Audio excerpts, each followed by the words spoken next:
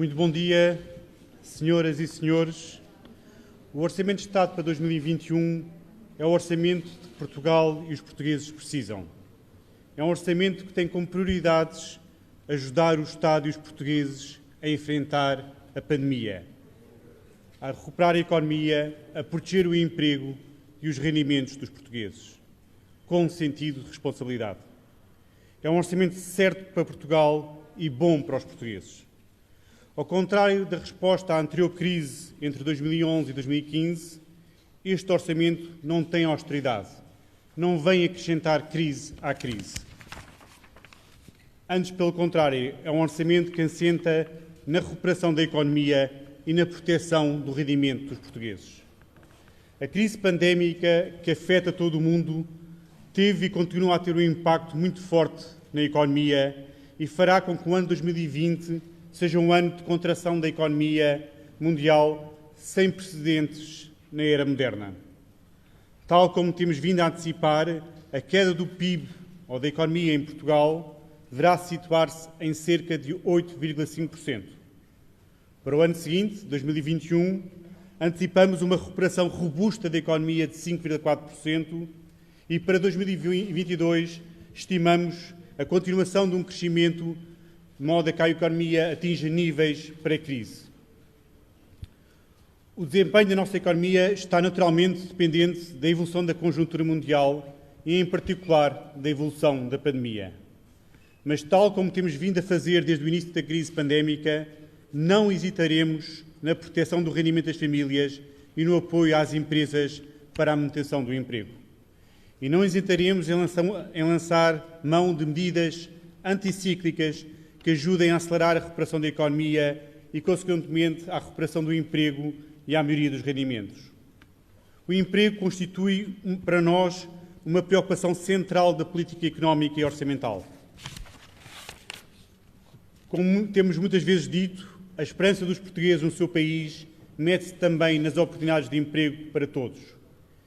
E todos temos bem presente a trajetória de sucesso no mercado de trabalho na anterior legislatura até à crise pandémica, com a descida da taxa de desemprego de 12,4% em 2015 para 6,4% em 2019, antes da crise, e com aumento de 350 mil pessoas empregadas. Ao longo deste ano, com o advento da crise pandémica, tomámos muitas medidas de apoio à manutenção do emprego. E não tenhamos dúvidas, essas medidas foram essenciais para mitigar o aumento da taxa de desemprego em resultado da pandemia. A proteção e a criação de empregos é uma das grandes prioridades do Orçamento para 2021, através de um conjunto de medidas muito ambiciosas de dinamização da atividade económica e também medidas muito significativas de apoio à manutenção e à criação de emprego, num valor total de 900 milhões de euros. Esperamos assim, em 2021, começar a recuperação do emprego e voltar à trajetória de diminuição da taxa de desemprego dos últimos anos. Na resposta à crise, a proteção do rendimento das famílias é outra das preocupações centrais. Assim, o Orçamento de Estado para 2021 tem um conjunto muito significativo de medidas dirigidas à proteção e à melhoria dos rendimentos.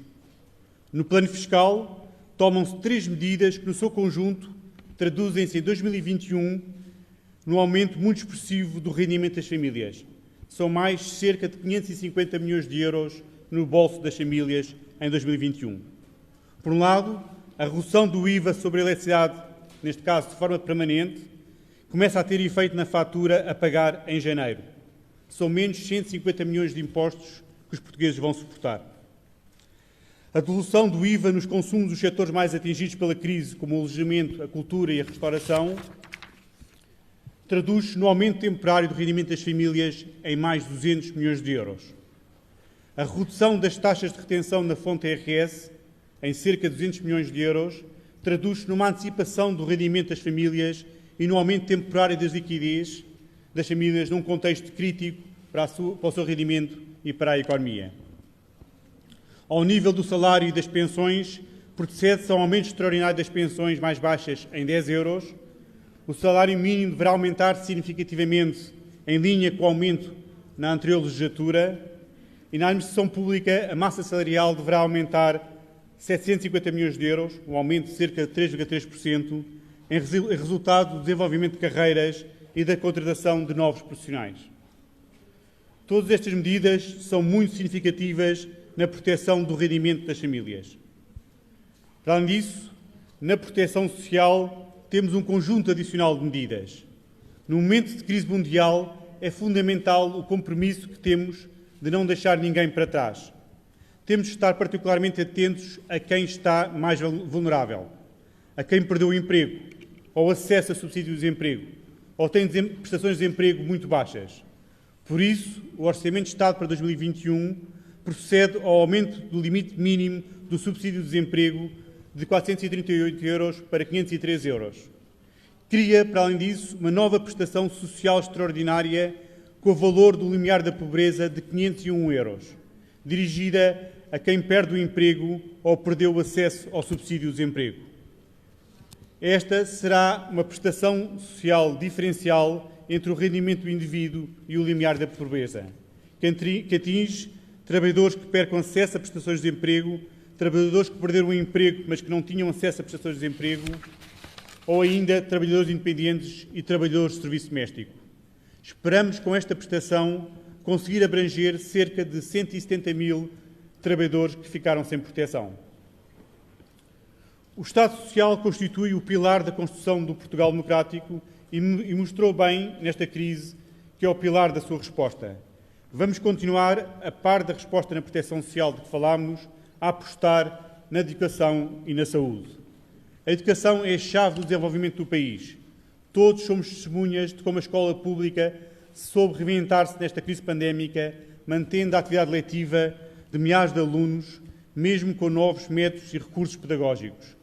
Sabemos também que a pandemia veio acentuar as necessidades de recursos e profissionais nas nossas escolas. Por isso, o Orçamento de Estado para 2021 responde com um ambicioso programa de digitalização das escolas, num valor de mais de 400 milhões de euros, para consolidar e estruturar a enorme alteração que assistimos nos últimos meses. A par disso, temos previsto a contratação de mais de 3.000 assistentes operacionais para as nossas escolas, a par do reforço de docentes para ajudar a recuperação de aprendizagens no contexto da pandemia. No domínio do Serviço Nacional de Saúde, peça central da resposta à atual crise pandémica, continuaremos sem regatear qualquer esforço de resposta. Depois do investimento continuado na anterior legislatura em recursos humanos, equipamentos e instalações, e depois do maior aumento da dotação orçamental de sempre na saúde no ano passado, voltamos a aumentar as transferências do Orçamento de Estado para o SNS em aproximadamente 470 milhões de euros. A despesa em saúde não é despesa, é um investimento. Temos bem essa consciência. Daí que prevemos, em 2021, um reforço muito elevado do número de profissionais, com a contratação de mais de 4.200 profissionais para o SNS e de mais de 260 trabalhadores para o INEM. Inclui ainda um grande reforço de verbas para o investimento, prevendo-se o investimento no equipamento e alargamento de rede de cuidados de saúde primários, a expansão da rede de cuidados continuados, a construção de novos hospitais e o desenvolvimento do programa de saúde mental. E tendo em atenção a situação muito particular a que estão expostos os profissionais de saúde que lidam diretamente com a situação do Covid, o Orçamento de Estado para 2021 prevê também a criação de um subsídio de risco equivalente a 20% do salário.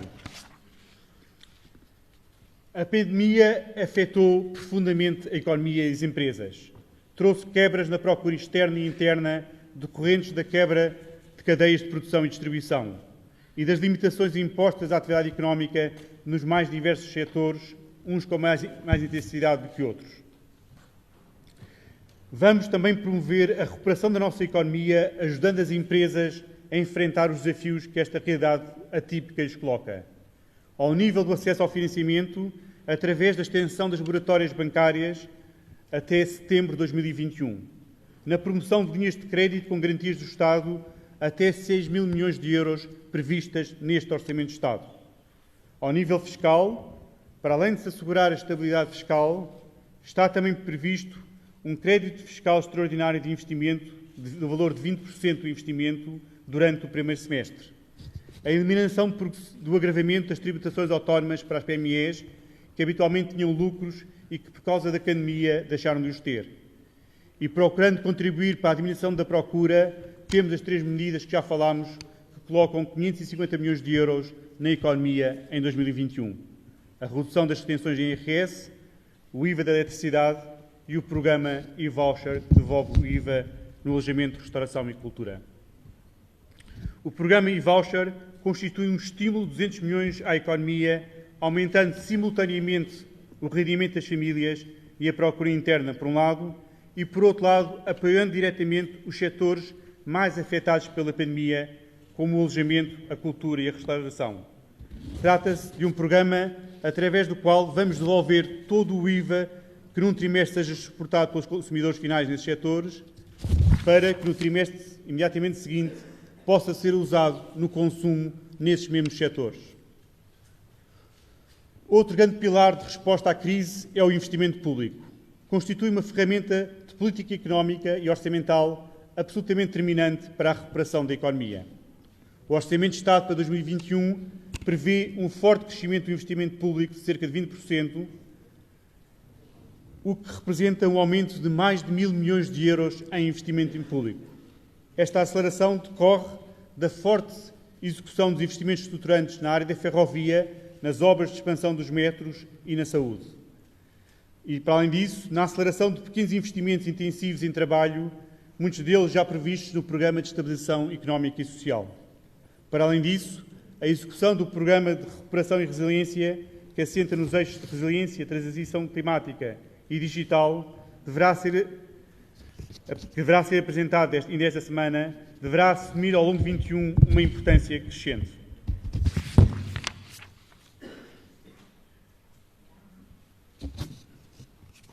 Meus senhores e minhas senhoras, a resposta à crise e a recuperação da economia não nos fizeram recuar no caminho que temos vindo a trilhar. Prosseguimos a concretização do programa do Governo e o Orçamento de Estado dá corpo às diferentes iniciativas inseridas nos desafios estratégicos que identificamos, nas alterações climáticas, na demografia, na sociedade digital e nas desigualdades. Permitam-me, nesta ocasião, destacar em cada uma destas agendas uma iniciativa que está presente na proposta de Orçamento de Estado para 2021 e que traduz bem o nosso comprometimento. O reforço do programa de parte, com verbas para a redução dos passos e para o reforço da oferta decorrente das limitações da procura e das condições de oferta decorrentes da pandemia. São 90 milhões de euros adicionais aos 138 milhões de euros do programa parte.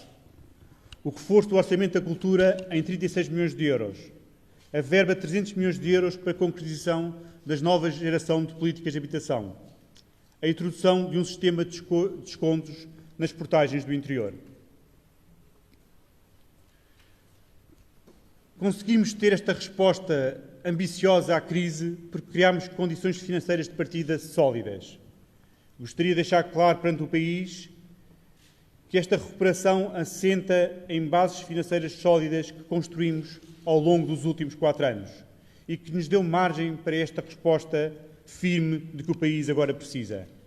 Estamos a aproveitar e aproveitaremos as margens de flexibilidade orçamental que temos nas regras orçamentais europeias, mas temos o dever de não colocar em risco a estabilidade e o futuro dos portugueses. O rigor das contas públicas não é, nem pode ser, sinónimo de austeridade. Nós recusamos, de forma muito clara, o caminho de austeridade para responder à crise, seguido na anterior crise, entre 2001 e 2015. A nossa ação neste ano e neste Orçamento de Estado para 2021 são prova disso mesmo. Tal como no passado recente, desde 2016, conciliámos contas certas com a devolução de rendimentos e de direitos, provando que isso era possível e fazendo Portugal um caso de sucesso internacional. Também agora não abdicaremos do rigor na gestão dos recursos que são de todos os portugueses. O rigor na gestão orçamental é decisivo, em particular numa situação de crise mundial e de elevado nível de dívida pública, para conseguirmos manter o acesso ao financiamento da República em condições favoráveis. E esse rigor tem uma tradução prática na libertação, todos os anos, de mais algumas centenas de milhões de euros adicionais do serviço de dívida pública.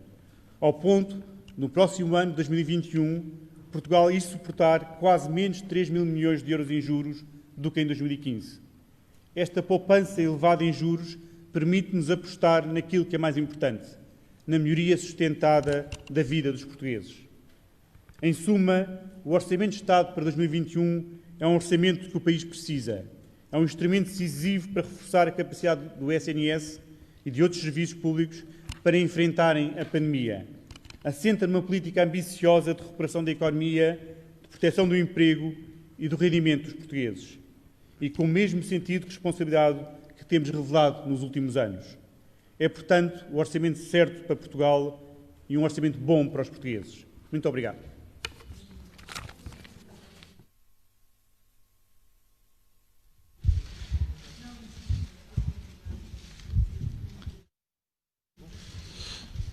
Vamos iniciar a sessão de perguntas e respostas, começando pelos senhores jornalistas presentes e de acordo com o sorteio que foi efetuado, agradecemos, por favor, que levantem a mão e se identifiquem. Eunice Lourenço, da Rádio Renascença. Deste lado. Eunice Lourenço, da Rádio Renascença. Eu queria perguntar ao Sr. Ministro sobre as condições políticas para este orçamento. Em primeiro lugar, a que é que atribui esta dramatização à volta da aprovação do orçamento que tem vindo a crescer? Como é que conta ultrapassar aquilo que têm sido as reservas manifestadas pelos partidos da esquerda com que o Governo tem negociado? Se conta ultrapassar essas reservas nos próximos 15 dias, até ao debate na Generalidade? E qual será o plano B em caso de rejeição do orçamento logo na Generalidade, se já começa a pensar numa segunda proposta? Obrigada. Muito obrigado. Estamos convencidos que este é um orçamento bom para Portugal e para os portugueses. Traz um conjunto de propostas e de instrumentos financeiros que o país precisa para enfrentar a crise. Vamos, ao longo dos próximos dias, tomar conhecimento mais aprofundado das propostas e das respostas que o Orçamento de Estado propõe. Eu estou convencido que este é um orçamento bom para Portugal e, portanto, penso que com diálogo, com disponibilidade negocial, o orçamento será aprovado no próximo ano.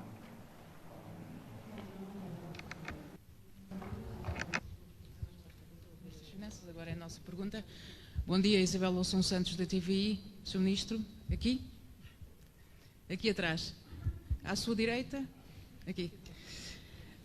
Isabel Loução Santos, da TVI. Perguntava-lhe, quanto a essas divergências, quais são os pontos que considera que são, neste momento, os que mais distanciam as posições, se acha que é possível haver esse entendimento até à última hora. O Bloco de Esquerda disse, como já a minha colega referiu, que não deixa questões pendentes para o debate na especialidade. Portanto, o que é que prevê fazer até à Generalidade que, no fundo, aproxime posições? Quanto à questão do novo apoio social, gostava de perceber como é que vai funcionar. Tem aqui um valor de intervalo entre os 50 e os 501 euros, tem a ver com quebras de rendimento, algumas totais, outras parciais, e qual é a duração do apoio social. Quanto à questão do desemprego, que é um dos problemas seguramente mais gravosos desta crise, só aqui uma nota quanto à evolução do desemprego, que mesmo no próximo ano, com uma retoma prevista, se deverá manter quase inalterado face ao valor deste ano. Se pensa que, de facto, estas medidas que têm mantido o desemprego a níveis ainda assim mais baixos, devido ao apoio do Estado, se tendem a adiar o problema para a frente e para 2022, inclusive.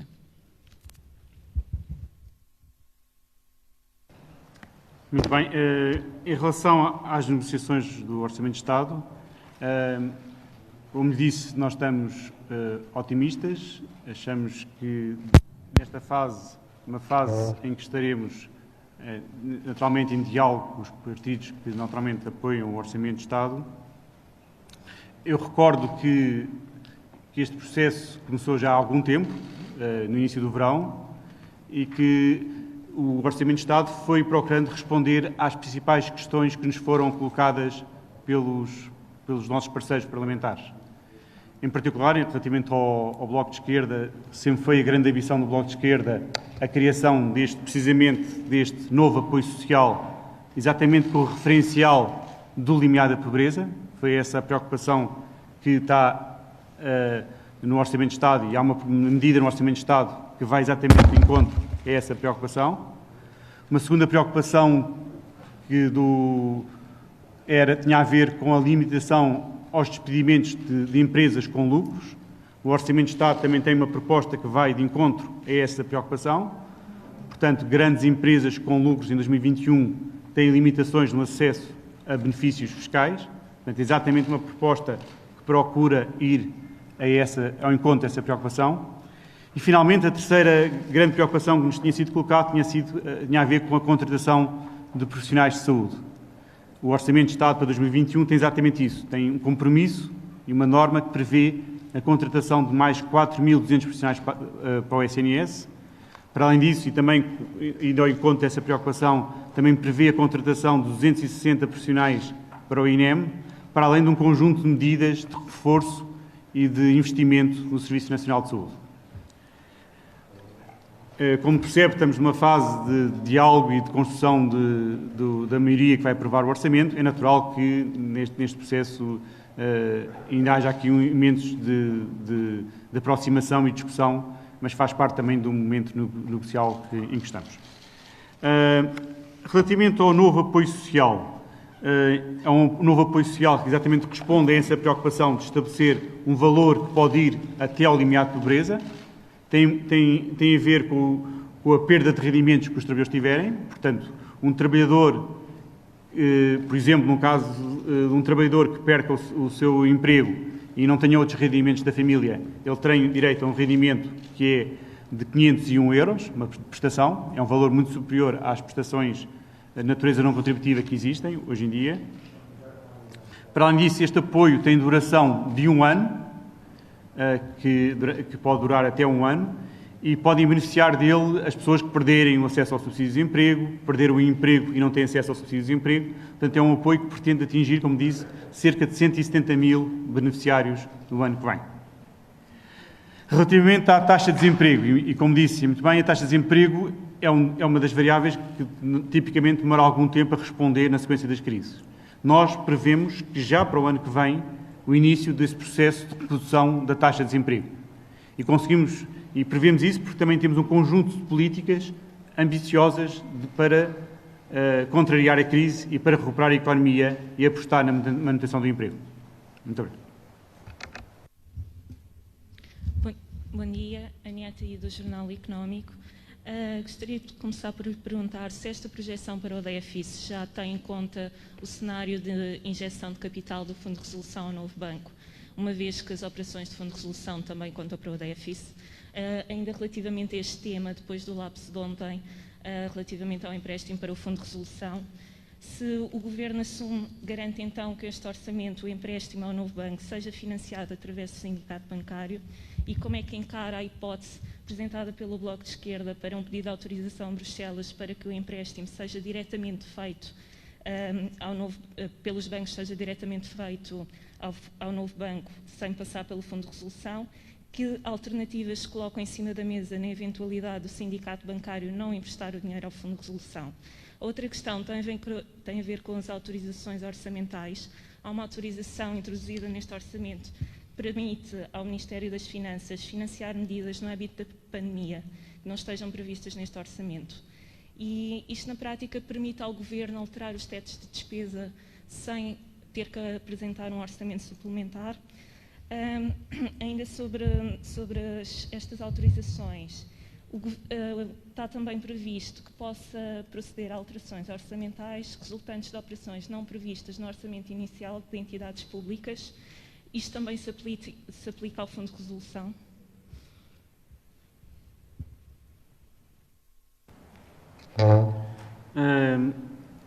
Respondendo primeiro à questão do novo banco e do Fundo de Resolução, portanto, era importante destacar que o Orçamento de Estado para 2021 não prevê nenhum empréstimo do Estado ao Fundo de Resolução. Portanto, o que está previsto no Orçamento do Fundo de Resolução, e aproveitamos agora essa oportunidade para explicar isto, o que está previsto é o sistema bancário, os bancos, vão emprestar ao Fundo de Resolução e é através apenas do empréstimo dos bancos e das receitas próprias do Fundo de Resolução que este se financia. Portanto, no próximo ano, o Estado não prevê nenhum empréstimo para o Fundo de Resolução e isso não está no Orçamento de Estado para 2021. Em relação à questão que colocou sobre o empréstimo por parte dos bancos ao Fundo de Resolução, a nossa avaliação é que essa disponibilidade existe, portanto, e por isso está no orçamento do Fundo de Resolução essa verba contemplada de empréstimo por parte dos bancos ao Fundo de Resolução. Portanto, em 2021, a intervenção que existe relativamente ao novo banco passa apenas pelo sistema financeiro. Bancos, Fundo de Resolução e novo banco. O Estado não participa em 2021 nesse processo. Relativamente à questão sobre uma alternativa de injeção direta por parte dos bancos no novo banco, como calcula, o Estado português não manda nos bancos e não pode decidir, não manda nos bancos e não manda nas empresas privadas, não pode decidir que decisões de capital, de injeção de capital, elas façam. Portanto, nós sabemos que existe a disponibilidade para fazer um empréstimo, outras decisões de natureza mais estrutural não são possíveis e não podem ser resultar de uma decisão do Estado. O que sabemos é que vai haver no próximo ano esta injeção no novo banco será feita pelo Fundo de Resolução por via de empréstimos dos bancos, não envolvendo o Estado nesse processo. Portanto, será uma operação dentro do sistema financeiro. Em relação à questão das autorizações que colocou, o Orçamento de Estado para 2021, tal como o Orçamento Suplementar, prevê mecanismos adicionais de flexibilidade para garantir que nós conseguimos dar a resposta atempada à crise pandémica. Temos uma situação de grande incerteza em que é preciso ir ajustando o orçamento praticamente mês a mês ou semana a semana para dar resposta às principais questões colocadas pela pandemia e, nesse sentido, temos aqui previsto mecanismos adicionais de flexibilidade que nos permitem dar uma resposta rápida e atempada às necessidades de enfrentar a pandemia e à resposta económica e social que temos que dar à crise. Bom dia, Sofia Cordeiro Coelho, da SIC. Eu queria começar por fazer uma pergunta em relação à medida da redução da taxa de retenção na fonte da IRS. Em primeiro lugar, tentar perceber se esta medida inclui pensionistas ou apenas trabalhadores e se já existe uma previsão de quanto é que pode ser essa redução. E, além disso, também perguntar se o Governo não considera que isto é, de certa forma, apenas criar aqui uma ilusão de maiores rendimentos, isto depois, porque depois, em 2022, esse acerto é feito na altura em que se dá a devolução ou até o pagamento do IRS. Depois perguntar também, o Sr. Ministro fez questão de referir várias vezes que este não é um orçamento de austeridade, mas a verdade é que estamos a falar de um déficit este ano superior a 7%, no próximo ano também a previsão é que seja superior a 4%. Se é possível o país viver durante o próximo ano sem que se corra aqui o risco de, a meio do ano, existir a necessidade, por exemplo, de aumentar impostos.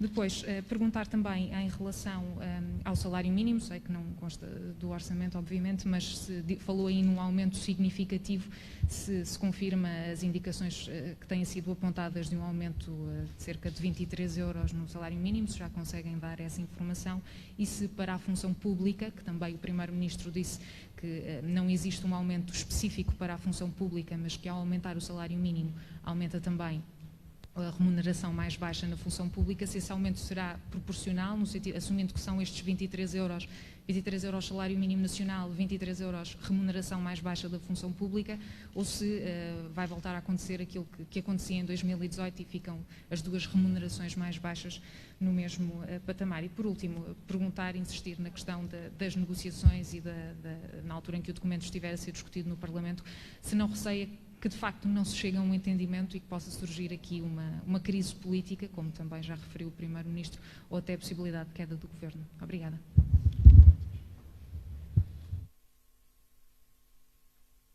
Em relação à questão da crise política, também já procurei responder essas questões. O que é importante termos em mente é que temos um orçamento muito importante para o país e para os portugueses, para nos enfrentar a pandemia, para responder à crise económica e social criada pela pandemia, apostando na recuperação da economia, protegendo o emprego e os rendimentos. É uma resposta em linha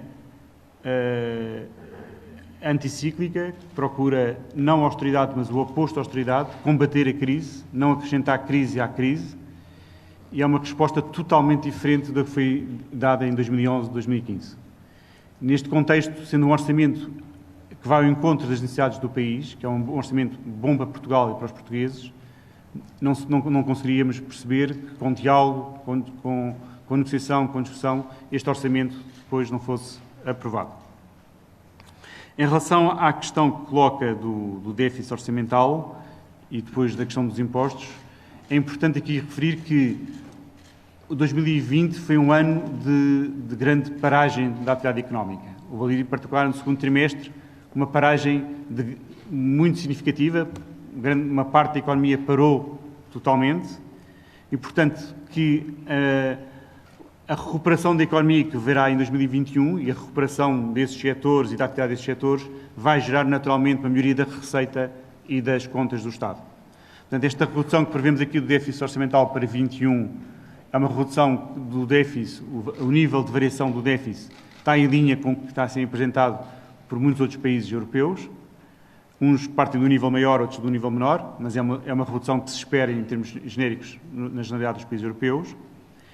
E gostava de salientar que não antevemos nenhum aumento de impostos, pelo contrário, o Orçamento de Estado reduz os impostos em 2021, de forma permanente, como referimos, que é a redução do IVA da eletricidade, num valor de 150 milhões de euros, de redução de impostos. Os outros, de natureza extraordinária, sendo que trata-se, na verdade, de e como disse bem, de uma antecipação de verbas que eram retidas em excesso pelo Estado. Não me parece adequado, sobretudo num contexto de crise em que a economia precisa de liquidez e as famílias precisam de liquidez, que ela pode ajudar à recuperação da economia, o Estado reter em excesso verbas do IRS. E a propósito dessa questão em concreto, depois passarei a palavra ao Sr. Secretário de Estado dos Assuntos Fiscais, gostaria aqui também de fazer uma referência a uma outra questão que colocou, que é o efeito do salário mínimo. Nós temos referido que queremos um aumento muito significativo do salário mínimo no próximo ano, um aumento em linha com o que foi feito na anterior legislatura e que em conjunto aprovámos durante a última legislatura. É um aumento do salário mínimo que terá necessariamente impacto na administração pública, porque fará também aumentar o salário mínimo na administração pública. Agora, a forma como isto afeta e em que medida afeta na administração pública, depois terá que ser feita essa discussão com os sindicatos e para saber qual é que é o reflexo deste aumento do salário mínimo na administração pública. Não queria aqui antecipar essa discussão que deve ser feita em diálogo social. Agora, se permite, passava a palavra ao Secretário de Estado dos Assuntos Fiscais para explicar melhor o efeito da descida das taxas de retenção no IRS. Muito obrigado. Eu gostaria de, em primeiro lugar, recordar o seguinte. As tabelas de retenção na fonte de IRS são ajustadas em função daquilo que é a realidade do imposto e não em função daquilo que é uma medida discricionária do Governo. E, a propósito disso, queria relembrar que nos últimos 3 anos nós atualizámos as tabelas de retenção na fonte em 500 milhões de euros e fizemos-lo em função daquilo que foi a atualização do mínimo de existência, em função daquilo que foi a atualização de salários e em função daquilo que foi a atualização de escalões. Nunca deixámos para o futuro aquilo que era a fatura a pagar no ano relativamente às medidas de política que tomámos. Agora, nunca ignorámos também, e sempre o dissemos, que há um grande desvio entre aquilo que é o imposto retido pelos portugueses e aquilo que é o imposto devido no final. E por isso, além destas questões de política que nos levaram a atualizar as tabelas de retenção, nós, o ano passado, já colocámos uma verba muito significativa para a atualização das tabelas de retenção em função desse gap que existe do imposto devido e do imposto a pagar. E é exatamente o mesmo que vamos fazer agora este ano, mas vamos fazê-lo com uma maior intensidade. Vamos alocar cerca de 200 milhões de euros. E é preciso ter presente que nem todas as situações das retenções da fonte são idênticas. As retenções na fonte, o IRS é muito mais do que o trabalho dependente e do que o trabalho de pensões. São outros rendimentos. Aquilo que concorre para o imposto final a pagar é esse conjunto de rendimentos que existe, mas é também o conjunto das deduções que os portugueses fazem e que tem uma grande influência naquilo que é a diminuição do imposto a pagar, como também assume cada vez mais importância nos últimos anos o benefício fiscal municipal, que também se traduz numa devolução muito significativa de IRS quando a campanha. Portanto, não é correto também, às vezes, como ouço, dizer que os 3 mil milhões de reembolsos de IRS que existem decorrem todos do desajustamento da tabela de retenção. Isso não é verdade. Agora, existe o desajustamento das tabelas de retenção e isso é particularmente evidente em algumas áreas. Noutras não. Vou dar um exemplo. No caso das tabelas de retenção da fonte dos pensionistas, aquilo que mostram os números que temos é que existe uma correspondência quase perfeita entre aquilo que é o imposto retido e aquilo que é o imposto pago. Uma variação mínima nas tabelas de retenção da fonte das pensões que não seja em função de atualizações salariais ou de medidas de política fiscal redundaria numa alteração da situação para esses pensionistas que que passariam provavelmente a pagar se houvesse uma intervenção desajustada nessas tabelas de retenção.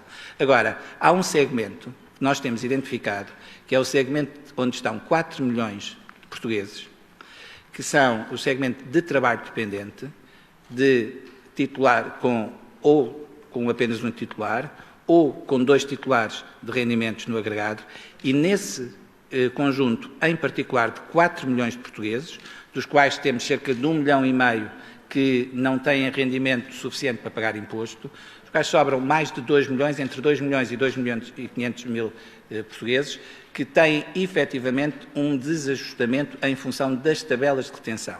Portanto, o nosso esforço vai ser um esforço que vai ser muito direcionado a este grupo de contribuintes, os trabalhadores dependentes, que sejam ou com agregados com um titular ou com agregados com 2 titulares de rendimentos, o que não significa que todas as atualizações que decorram de aumentos salariais ou atualizações de pensões não tenham o reflexo para que essas tabelas que hoje já estão ajustadas não venham a estar desajustadas e que não ponham em causa este objetivo que o Governo tem, que repito, de 500 milhões de euros de atualização das tabelas de retenção nos últimos 2 anos, a que se vai juntar agora mais 200 milhões de euros, portanto 700 milhões de euros de ajustamento das tabelas de retenção.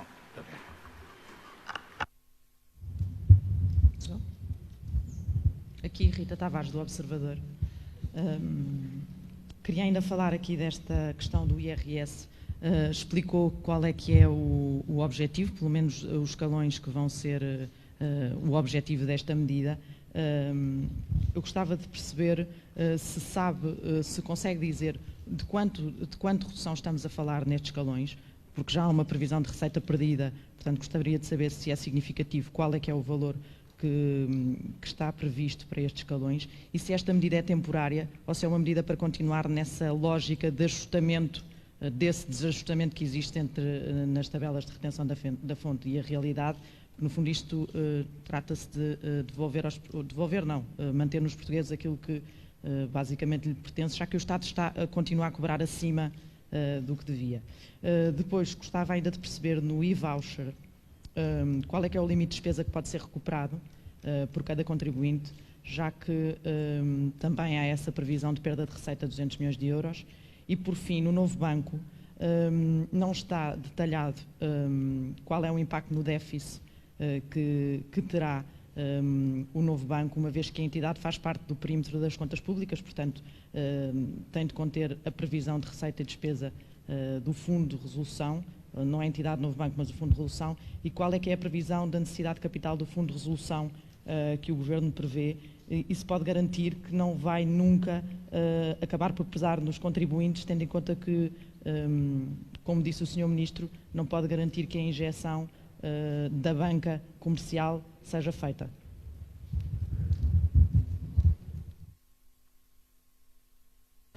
Muito obrigado pela resposta, pela questão. Em primeiro lugar, em relação à questão do IRS. Portanto, trata-se não de uma redução da taxa de imposto, como está em causa, trata-se de antecipar aquilo que era o rendimento dos portugueses. Portanto, não reter de forma excessiva o IRS, e isso permite injetar 200 milhões de euros nos bolsos portugueses em 2021, num período particularmente difícil para as famílias e para a economia portuguesa, e assim ajudar as famílias e a recuperação da economia portuguesa. Depois passava ao Secretário de Estado dos Assuntos Fiscais para explicar melhor o impacto. Em relação ao e-voucher, o que temos previsto são 200 milhões de euros e passa nestes 3 setores, a devolução total do IVA cobrado. Também passava depois também ao Secretário de Estado para ajudar a explicar melhor esta medida. Relativamente à última questão que colocou, o que nós temos no Orçamento do Fundo de Resolução, o que o Orçamento do Fundo de Resolução prevê são empréstimos do setor financeiro no valor de 275 milhões de euros e receitas próprias do Fundo de Resolução. Portanto, não há aqui qualquer intervenção do Estado. O Estado não tem nenhum empréstimo ao Fundo de Resolução no próximo ano.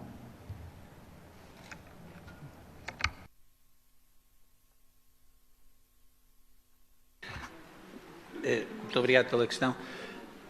Eu, se calhar, gostaria só de tentar fazer um pouco mais de pedagogia sobre este tema, pelo seguinte: perceba a curiosidade, se querer saber o resultado final e a poupança final, é normal, mas queria dizer que nós iremos fazer a publicação das tabelas de retenção na fonte a tempo de entrar nos processamentos de salários e remunerações de janeiro. Portanto, em dezembro, nós publicaremos essa tabela de retenção e aí poderemos todos fazer as simulações sobre o ganho líquido mensal que cada um terá.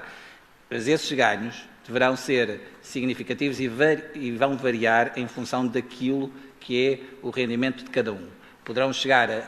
Poderemos falar de 200 euros anuais e podemos falar também de variações de 12 a 14 euros anuais. Depende daquilo que é o rendimento de cada um. Agora, repito, é um ajustamento que é feito não de forma extraordinária, mas é um ajustamento que é feito de forma permanente e vem na sequência daquilo que já temos vindo a fazer nos últimos anos e que tem permitido que haja uma menor diferença entre aquilo que é o imposto retido e aquilo que é o imposto a pagar. O que se faz nesta fase em particular é aumentar muito significativamente esse esforço que vínhamos a fazer, e esses 200 milhões de euros vão ser distribuídos nas tabelas de retenção em função deste critério, do critério de onde existe o maior desajustamento, por um lado, e, por outro lado, onde medidas de política, como designadamente aumento de remunerações, justificam haver essas atualizações. Relativamente ao e-voucher, o e-voucher trata-se de uma medida em que nós estamos a utilizar uma tecnologia que já todos estamos muito familiarizados. Todos nós estamos familiarizados com o pedido de fatura, e o pedido de fatura corresponde sempre depois a deduções que nós temos e à consulta que fazemos através do e-fatura. Nós, a partir do e-fatura, vamos conseguir apurar em períodos de 3 meses qual é o IVA que cada um de nós suporta no alojamento, na cultura e na restauração. Essa informação, que hoje é utilizada no e-fatura apenas um ano depois, vai ser utilizada de imediato para disponibilizar a cada um dos portugueses a informação sobre qual foi o valor de IVA que suportaram nesses setores. Para quê? Para que esse valor seja integralmente colocado à disposição de cada um dos portugueses, para que nos 3 meses seguintes possam fazer consumos em qualquer um dos setores da cultura, do alojamento ou da restauração, tendo um desconto imediato por conta desse IVA que vão acumulando. Estamos a trabalhar no sentido de ter uma plataforma tecnológica que permita, de uma forma muito simples, que os cidadãos, ao pagarem com o seu cartão bancário, tenham imediatamente o desconto correspondente à fatura que estão a pagar e ao IVA que acumularam. Este IVA da restauração, como sabem, em particular, tem hoje uma dedução de 15% por conta da exigência de fatura, e o que nós estamos a fazer é passar para 100%. E todo o saldo que não for utilizado eventualmente no gasto será depois remetido novamente para este regime dos 15% que têm. Mas, repito, nós estamos a devolver na totalidade o valor do IVA. Se esse valor do IVA for todo utilizado, o contribuinte tem essa opção de utilizar todo o valor do IVA. Se não utilizarem, esse valor funcionará nos mesmos termos normais das deduções. Muito obrigado. Bom dia, Irina Melo, da Agência Luz. Eu queria perguntar sobre o novo banco. Já percebemos que não deverá haver empréstimo do Estado ao Fundo de Resolução, mas nesse caso, havendo empréstimo dos bancos, o Fundo de Resolução continua a contar para o saldo orçamental e vai ter impacto. Nesse sentido, queria saber qual é o valor de impacto de uma injeção do Fundo de Resolução no novo banco e se esse valor de impacto já está no déficit de 4,3 contabilizado para o ano que vem. Obrigada.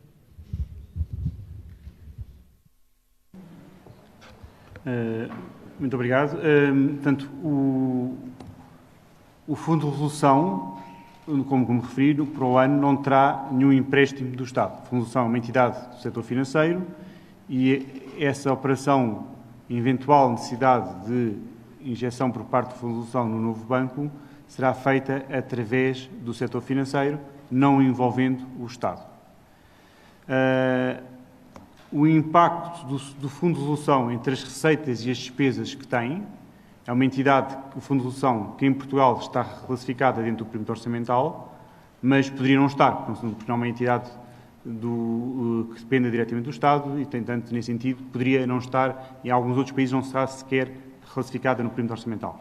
Mas é uma entidade que faz parte do sistema financeiro e essa entidade, por uma razão estatística e por estar dentro do perímetro do Estado, pode ter essa entidade no próximo ano uma previsão de impacto nas contas de cerca de 200 milhões de euros, mas neste momento é algo que ainda não está concretizado e não se sabe, ainda não é certo que essa operação se materialize e em que dimensão se materialize, mas este referencial que eu dei é o máximo que pode vir a atingir. Por outro lado, mais uma vez repito, não há nenhum empréstimo do Estado ao Fundo de Resolução, será uma operação entre o setor financeiro, empréstimos do banco ao Fundo de Resolução e do Fundo de Resolução, eventualmente, ao novo banco.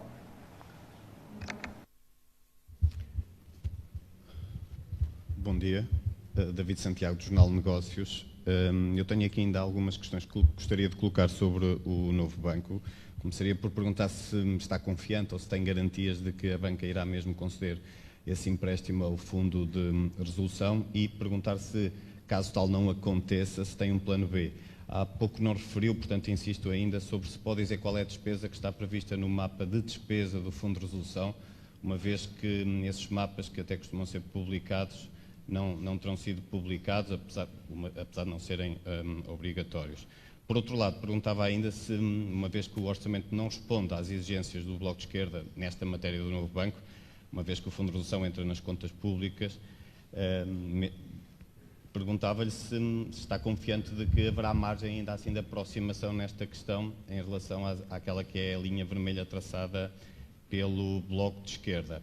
Numa outra matéria, gostava de perceber sobre a TAP, uma vez que havia aquela garantia de 1,2 mil milhões de euros que tinha sido autorizada por Bruxelas. No entanto, o orçamento para o próximo ano prevê já uma nova uma verba adicional de 500 milhões.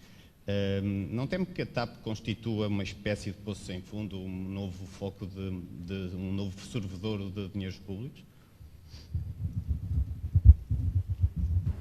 Eu vou começar por responder à questão da TAP e depois deixaria as questões que colocou sobre o novo banco ao Sr. Secretário de Estado das Finanças para responder com mais detalhe à questão também da disponibilidade do setor financeiro para emprestar ao Fundo de Resolução. Relativamente à TAP, como todos sabem, quer a TAP, quer as outras companhias aéreas a nível mundial, e em particular na Europa, foram um dos setores mais atingidos por esta crise. Portanto, tal como em Portugal e nos outros países europeus, os Estados têm estado a apoiar este setor e com base em empréstimos com garantias do Estado, ou empréstimos com garantias do Estado, ou empréstimos diretos do Estado, ou capitalização direta do Estado. Agora, o que nós temos previsto para a TAP para 2021 é um valor ainda indicativo e referencial, porque neste momento estamos a trabalhar, a TAP está a desenvolver de forma muito intensa o plano de reestruturação, e esse plano de reestruturação tem que ser submetido também à Comissão Europeia, e esse plano de reestruturação deverá prever a melhoria da atividade da eficiência operacional da empresa e uma dimensão de melhoria na parte financeira da empresa. E, nesse sentido, apenas na sequência desse plano de reestruturação e da aprovação desse plano de reestruturação, e também tendo em consideração a evolução da pandemia do setor, teremos um valor mais certo do que será preciso no próximo ano ajudar à liquidez da empresa, em que o Estado possa ter que, no próximo ano, dar uma garantia para assegurar necessidades de financiamento de curto prazo da empresa. Agora, o que está previsto para a TAP no próximo ano é uma operação de natureza diferente do que fizemos este ano, não é um empréstimo direto, mas o Estado dar uma garantia para que a empresa possa ter liquidez para funcionar no próximo ano, mas as indicações que temos e a avaliação que fazemos neste momento do setor e da empresa é que tudo indica que no próximo ano serão precisas algumas verbas adicionais e a nossa estimativa neste momento é que será um valor próximo dos 500 milhões de euros.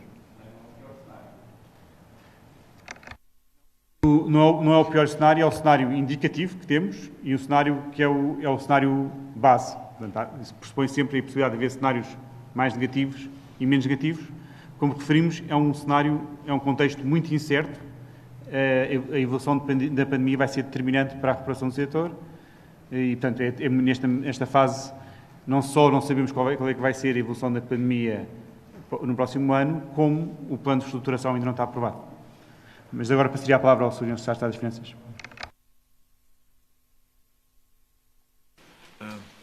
Muito bom dia. Portanto, relativamente à questão sobre a disponibilidade da banca, portanto, essa disponibilidade, de princípio, existe e foi construída com base naquilo que foi o trabalho desenvolvido com o Fundo de Resolução, em que a equipa do Fundo de Resolução disponibilizou toda a informação técnico-financeira e económica sobre as receitas e despesas do Fundo de Resolução, perspectivas também para que se pudesse, no fundo, fundar o referido valor de 275 milhões. Portanto, é uma disponibilidade de princípio, mas tem por base aquilo que foi a informação técnico-económico-financeira que foi disponibilizada pela equipa do Fundo de Resolução a todos os bancos que foram contactados sobre a matéria.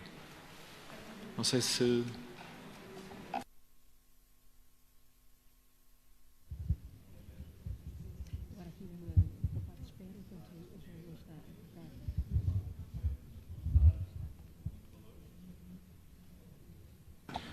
Portanto, todos os mapas relativamente à despesa e à receita do Fundo de Resolução serão devidamente disponibilizados no âmbito da Lei do Orçamento de Estado.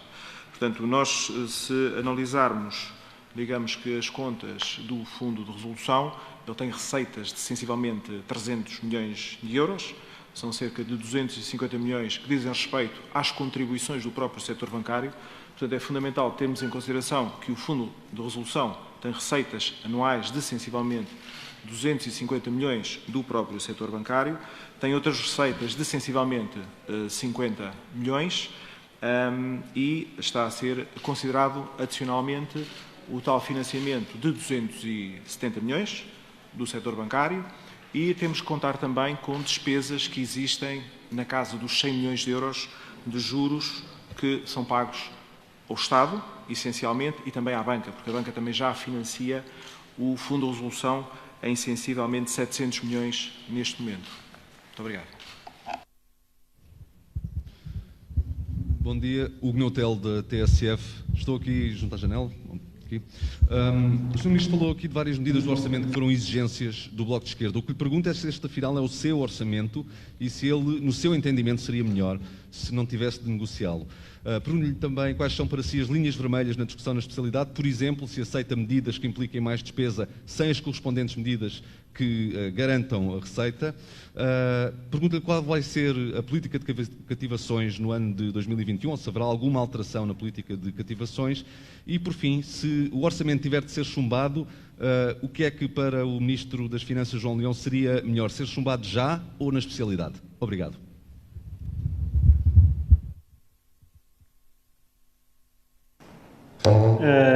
Em relação à questão que colocou sobre a gestão orçamental e os cativos, não há alterações propostas neste Orçamento de Estado. A norma é exatamente igual à do ano anterior. Relativamente às questões que colocou sobre as negociações do Orçamento de Estado, portanto, referi que daquelas 3 preocupações centrais que nos tinham sido colocados, nós entendemos que foi dada uma resposta em resultado também das negociações que tivemos com o Bloco de Esquerda. Para além disso, procurámos também no Orçamento de Estado dar resposta a um conjunto, para além das 3 questões que nos tinham sido colocadas como centrais, a um conjunto muito alargado de outras questões, normalmente a resposta à crise pandémica, normalmente a resposta à crise económica e social, que não nos tinham sido colocadas, mas que foram surgindo e que em conjunto fomos discutindo e negociando. Portanto, a questão, por exemplo, de várias medidas que estão aqui do ponto de vista social e de proteção de rendimentos que surgiram, que fomos negociando e não estavam previstas nas questões que nos tinham sido colocadas inicialmente. E outro aspecto muito importante que também devemos ter presente é que, se compararmos com o que foi feito no Orçamento de Estado para 2019, 2020, eu estou convencido que neste Orçamento de Estado para 2021 há um conjunto tão ou mais alargado de medidas que foram pensadas, discutidas e negociadas com os parceiros parlamentares, pelo menos ouvindo as suas preocupações e procurando refletir nas preocupações que foram manifestadas nas diferentes reuniões em propostas concretas nesta Lei do Orçamento de Estado. E até abrangemos, quer na proposta do Orçamento de Estado, quer em outras medidas que estamos a tomar de forma paralela ao Orçamento de Estado, mas no âmbito da negociação. Por exemplo, uma das questões centrais que nos tinha sido já colocada posteriormente era a questão da garantia dos direitos dos trabalhadores durante a crise e como é que se protegia os direitos que os trabalhadores tinham durante a crise. E, nesse sentido, tinha sido colocada, em particular pelo Bloco de Esquerda, como uma questão central, a questão da proteção desses direitos no contexto da crise, o Governo propôs uma medida de grande âmbito, que é uma moratória geral de 2 anos na contratação coletiva, e isso respondeu a questões que tinham sido, não a propostas, mas a preocupações que os partidos com quem negociamos o orçamento nos tinham colocado nessas reuniões. Isso, e houve um conjunto muito alargado de outras medidas que foram depois, muitas refletidas no Orçamento de Estado e outras acordadas paralelamente. Bom dia, Sérgio Gonçalves da Reuters. Eu tenho 2 perguntas que decorrem aqui do que ouvi. A primeira tem a ver com este nível de dívida que vamos acabar em 2021. O reboot da economia que está a ser previsto para o próximo ano vai permitir que a economia continue a crescer de forma em que este nível, na casa dos 130, seja sustentável? Como é que vê a evolução por exemplo, do serviço da dívida, taxas, em relação nos próximos anos, no próximo ano e nos seguintes? A segunda pergunta tem a ver com esta questão do Fundo de Resolução e do novo banco, no outro sentido. Pelo que percebi, ou se calhar percebi mal, o Sr. Ministro disse há pouco sobre eventuais injeções no capital do sistema financeiro, no novo banco. Não falaria, seria uma questão privada. A questão é que Espanha avançou com uma onda de consolidação, provavelmente vai haver mais dos grandes bancos.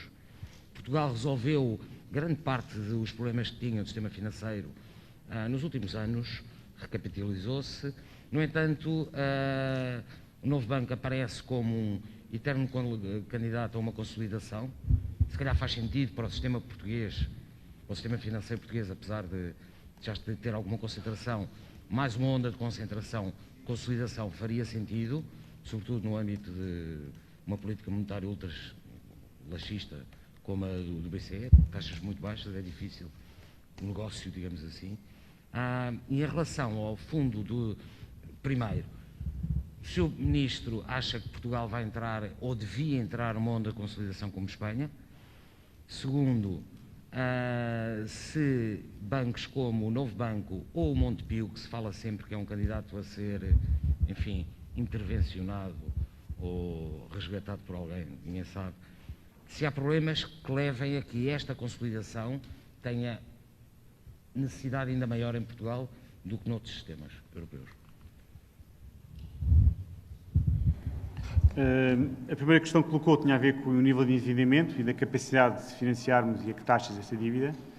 E é uma questão muito importante e é importante que todos os portugueses tenham isso presente, que os níveis de endividamento que Portugal e outros países europeus, em particular do Sul, têm, é absolutamente crucial manter taxas de juro de dívida muito baixas.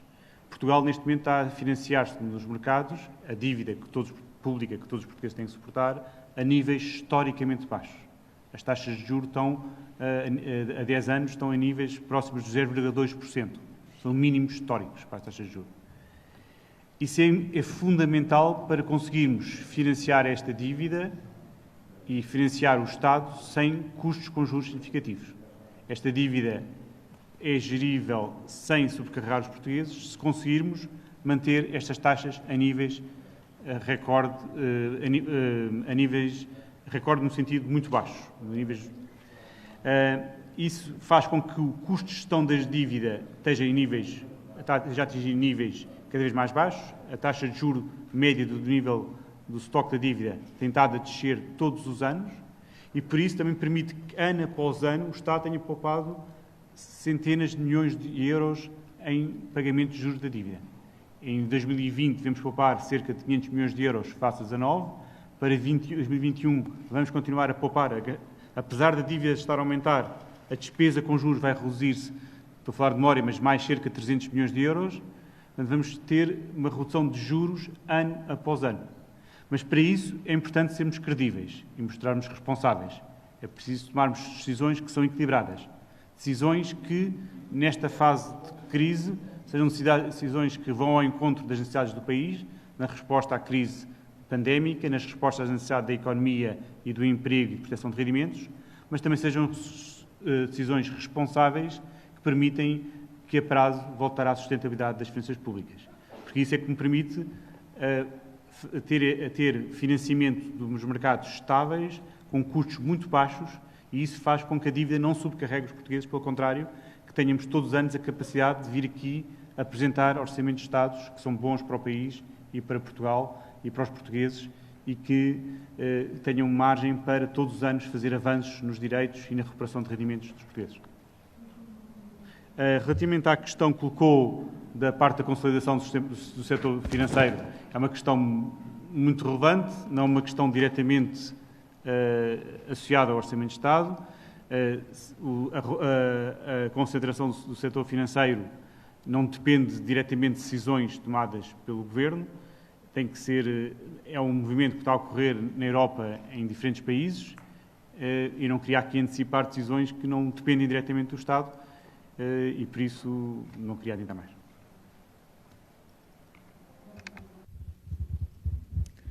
Bom dia, Mariana Espírito Santo do ECO. Eu queria perguntar para que é que será necessário o empréstimo à ACP e porquê dar 468 milhões à ACP se esta pode usufruir de fundos europeus de vários tipos?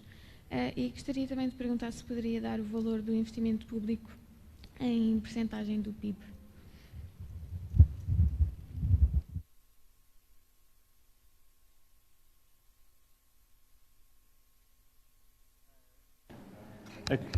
Os empréstimos que são feitos às empresas públicas são feitos todos os anos. O Estado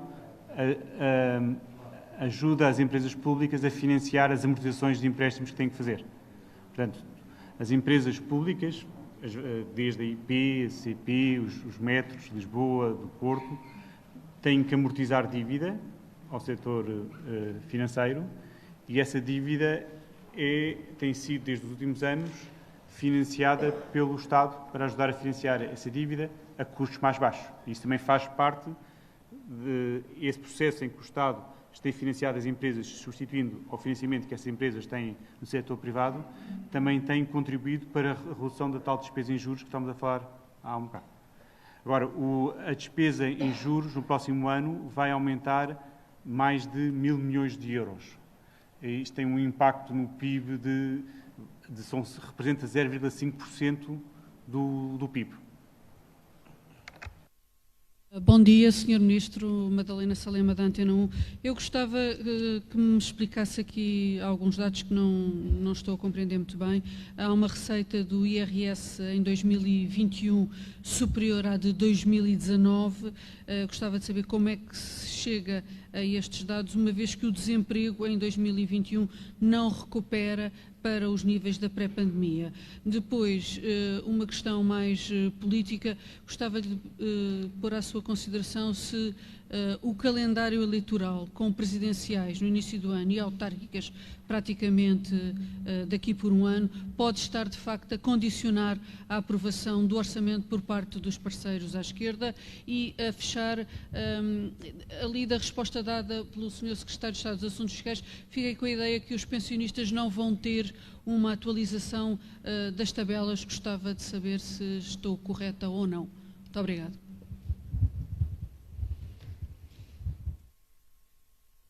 Repetir a segunda questão que não percebi.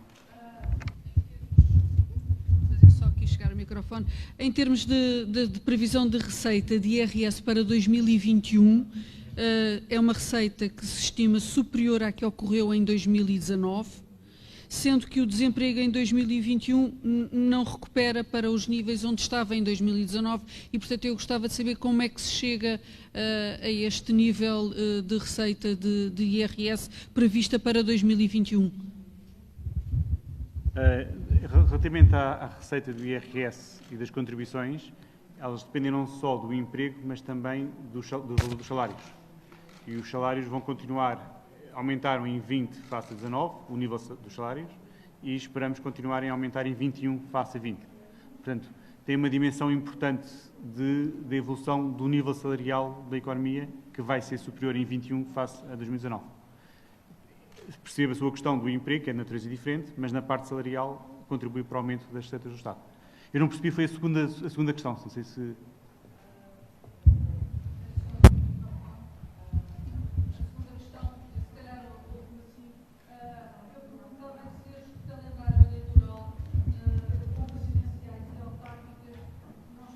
A condicionar, de facto, a possibilidade de aprovação do orçamento com os parceiros habituais do Governo, os parceiros à esquerda, se esse calendário eleitoral não condiciona e não faz mesmo estes dois partidos fazerem mais, por assim dizer, entre aspas, exigências.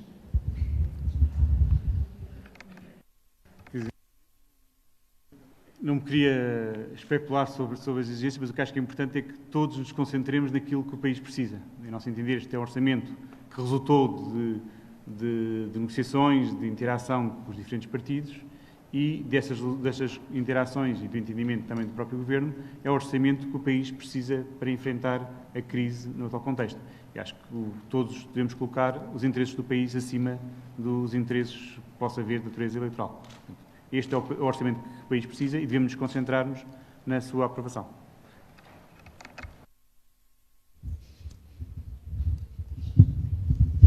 Aqui a palavra. Sim. Obrigado.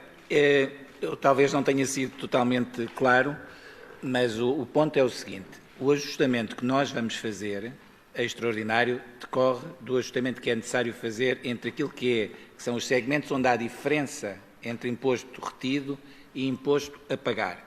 E essas diferenças são muito evidentes neste universo de 4 milhões de portugueses, que são trabalhadores dependentes, com um titular e 2 titulares. É aqui que decorre todo o esforço de recuperação do passivo para trás das tabelas de retenção. Outra coisa diferente é, pode haver necessidade de ajustamento noutras tabelas, em função não desta realidade, que é a realidade do desfazamento entre o imposto retido e o imposto a pagar, mas de realidades como atualização de rendimentos. Isso pode justificar fazer pequenos acertos. Agora, onde há o gap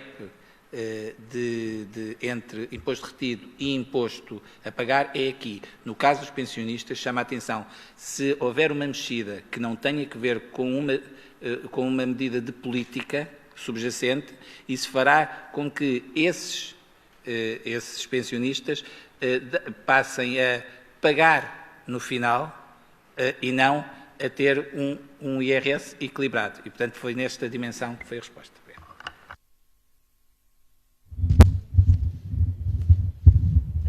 Liliana Valente, do Expresso.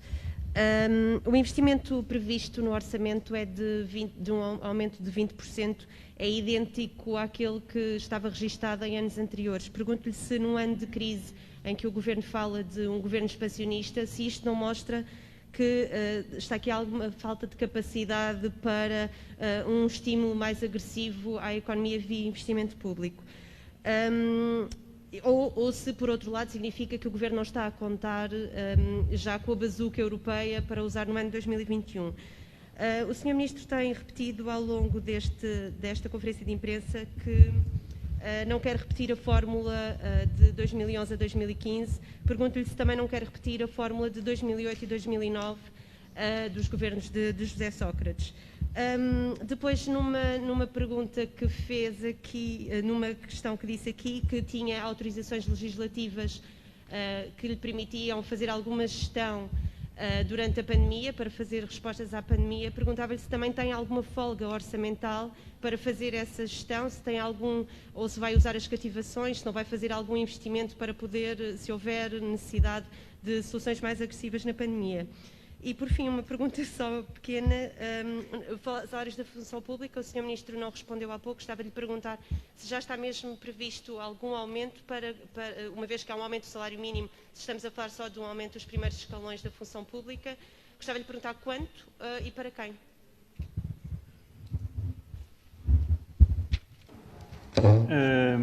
Em relação à questão do investimento público, um aumento de 20%, ligeiramente superior a 20% que temos de investimento público, é um aumento muito elevado.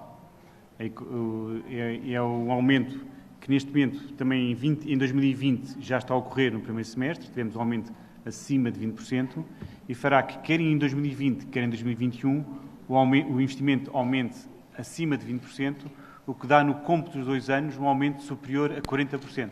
É um aumento muito substancial. Esta projeção de aumento de investimento assenta, como referi, em 3 fatores. Por um lado, são os grandes projetos de investimento que estão a entrar em execução, são as obras dos metros de Lisboa e Porto, as obras da ferrovia, que são obras muito ambiciosas de ferrovia, na linha da Beira Alta, na linha do Alentejo. Temos um conjunto de obras muito diversificados na ferrovia. Para além disso, o Governo, no contexto de resposta à crise, fez um conjunto de pequenos investimentos mais intensivos em mão de obra e de execução mais rápida, que acresce estes montantes destes investimentos já vinha atrás. E, para além disso, ao longo do próximo ano, em determinadas áreas, já vai-se começar a sentir o efeito do programa de recuperação. Mas não tenhamos dúvidas, um aumento de investimento acima de 20% e de forma continuada, em 2020 e 2021, é um aumento muito grande de investimento. E esperamos agora, com o programa de recuperação, que este aumento de investimento se mantenha e se reforce, quer em 21, quer em 22, quer em 23. Vai-nos dar uma margem adicional para continuar esta trajetória de recuperação do investimento. Ao contrário da anterior crise, em 2011, 2014, não se cancelou investimentos públicos, que foram até decisões que acabaram por se revelar ruinosas para o Estado. Porque na altura da anterior crise tomou-se a decisão de cortar e parar investimentos que estavam em contratação e em curso, e depois o Estado, ainda na nossa governação, nos últimos anos, tivemos que suportar indemnizações muito elevadas a pagar a essas empresas por conta de investimentos que tinham sido cancelados no período da Troika. São centenas de milhões de euros que temos de suportar indemnizações por investimento que depois os portugueses não puderam beneficiar. Não estamos a fazer isto, e mais uma vez é um sinal de como estamos a responder à crise de forma diferente. Também estamos a responder à crise de forma responsável, com uma preocupação muito grande pela recuperação da economia e pela proteção dos rendimentos, mas também não perdendo de vista que temos que ter uma gestão que é responsável e que demonstre que depois a prazo, não neste ano, que a preocupação fundamental é a economia e a prestação dos rendimentos, mas que mostre que a prazo teremos capacidade de voltar à sustentabilidade financeira. E esta dupla dimensão de resposta muito ambiciosa à crise para combater para proteger o emprego e o rendimento e recuperar a economia, ao mesmo tempo que não perdemos de vista a necessidade de sustentabilidade das contas públicas mais tarde, a prazo, é muito importante. E isso é que Portugal se propõe fazer e é isso é que assegura que os mercados financeiros também confiam na nossa trajetória e estão dispostos a financiar a República Portuguesa a taxas de juros historicamente baixas. Temos taxas de juros de financiamento próximas a 10 anos abaixo de 0,2%, a um nível muito inferior ao que a Itália tem, por exemplo. A Itália é um país com dívida pública um pouco superior a Portugal, que suporta encargos com juros da dívida pública que oneram o povo italiano de forma massiva e que Portugal consegue, ao contrário da Itália, reduzir de forma muito mais significativa os juros que está a suportar e com isso é bom para os portugueses e este é um sinal também que estamos a ter uma gestão que ao mesmo tempo responde no curto prazo de forma muito significativa à crise e não perde de vista a prazo a sustentabilidade das finanças públicas. E depois colocou também a questão das autorizações legislativas, penso que tem a ver com orçamentais. Disse há pouco que servia para ter alguma flexibilidade para, no caso de precisar de respostas para a pandemia, que até foi aqui a minha colega do Jornal Económico colocou, que disse que precisava dessa flexibilidade. O que lhe perguntei é se precisa também de uma folga orçamental para isso ou se vai jogar com as cativações. E os salários da função pública, nas duas últimas. Sim. Em relação às cativações, o que temos proposto não altera face ao ano corrente. É uma gestão prudente e responsável orçamental, mas a nossa prioridade do próximo ano, como disse, é capacitar os serviços públicos e o Estado para responder à pandemia. Por isso temos reforçado a saúde, a educação, com muitos profissionais na área da saúde, mais 4.200 profissionais na saúde, reforço na educação por duas vias, por um lado mais 3.000 assistentes operacionais e um reforço na educação também dos docentes para ajudar nesta fase a recuperar as aprendizagens que foram afetadas pela pandemia. Portanto, há um conjunto de docentes adicionais que foi contratado para reforçar as tutorias na área da educação. E essa é a grande prioridade para o próximo ano. As alterações orçamentais que pedimos autorização na Lei do Orçamento do Estado têm, no contexto de grande incerteza e de grande impacto na economia e nos serviços públicos, dar-nos uma flexibilidade adicional para conseguir responder no imediato às questões que a crise coloca. Houve, em determinados períodos deste ano, serviços públicos ficaram sem a sua receita habitual própria. Foi preciso ter capacidade de resposta para injetar financiamento nesses serviços públicos. E isso são coisas que não acontecem num ano normal e, portanto, é necessário, para evitar estrangulamentos e dificuldades na gestão financeira do Estado, ter essa flexibilidade adicional que não é pedida num ano normal. Relativamente à parte salarial, já tinha respondido à questão, portanto, a questão é que nós propomos um aumento bastante significativo do salário mínimo e, como sabem, o salário mínimo na administração pública é de 645 euros, no setor privado o salário mínimo é de 635 euros. Como propomos um aumento bastante significativo do salário mínimo, em linha com o aumento nominal da anterior legislatura, esse aumento do salário mínimo vai se traduzir no aumento também dos salários na administração pública para estes trabalhadores que recebem um valor próximo do salário mínimo e que abrange cerca de 100 mil trabalhadores da administração pública que vão ter um aumento significativo dos seus salários por via do aumento do salário mínimo.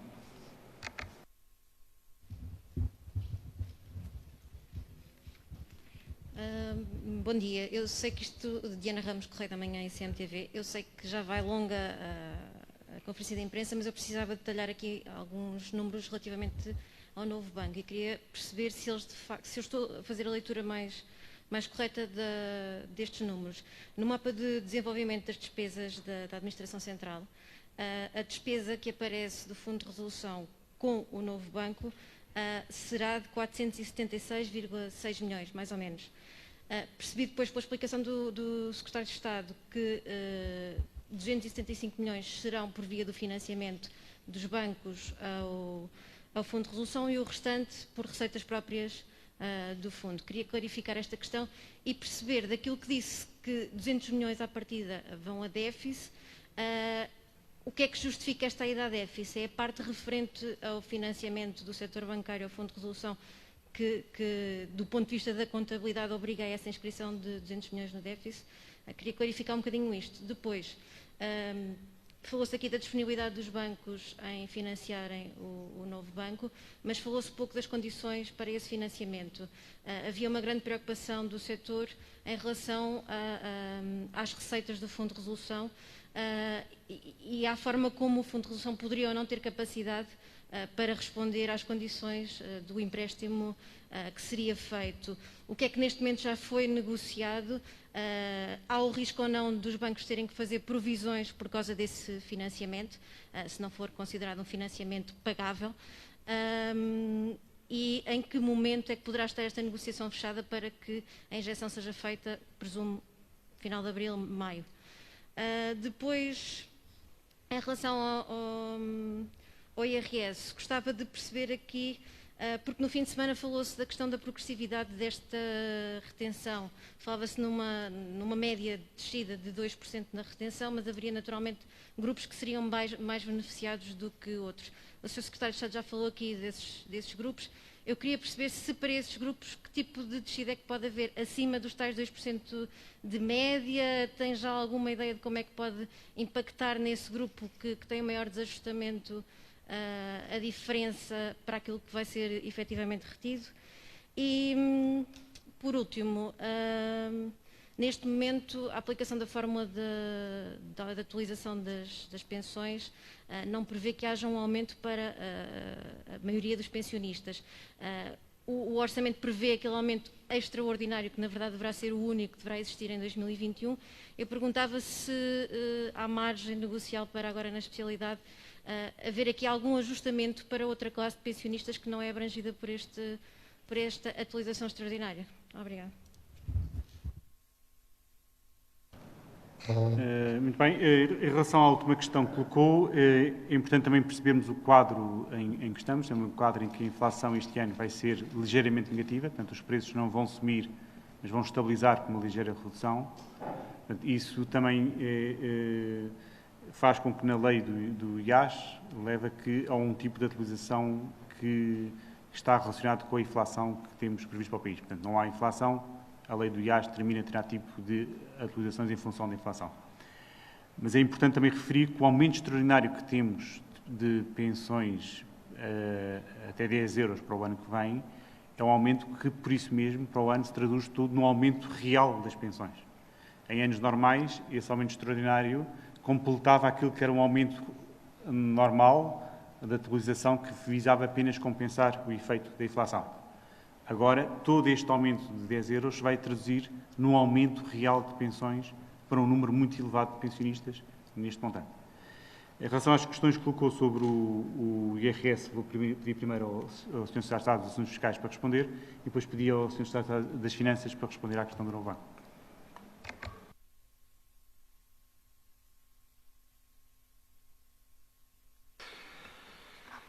Muito obrigado pela questão. Nós teremos a oportunidade, daqui a muito pouco tempo, de ter as tabelas de retenção e com as tabelas de retenção fazermos todas as contas. Como eu disse há pouco, percebo essa curiosidade. Aquilo que neste momento nós podemos dizer é o seguinte: nós colocamos 200 milhões de euros para recuperar uma parte daquilo que é o diferencial entre as retenções a mais e o imposto a pagar. Identificámos os grupos em que essa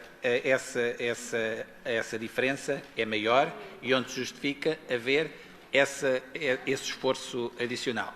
E aquilo que nós estimamos é que haja, em média, e lá está, é uma média de 2% relativamente a este grupo.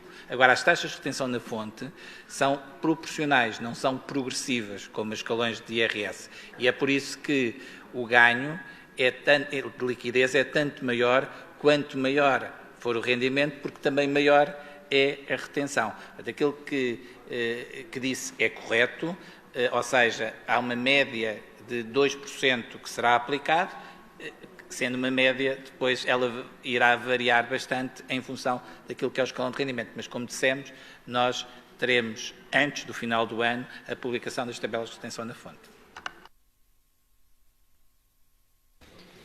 Obrigado. Portanto, a resposta à primeira questão que colocou é sim, o valor é 470 que se encontra registado no mapa de despesa.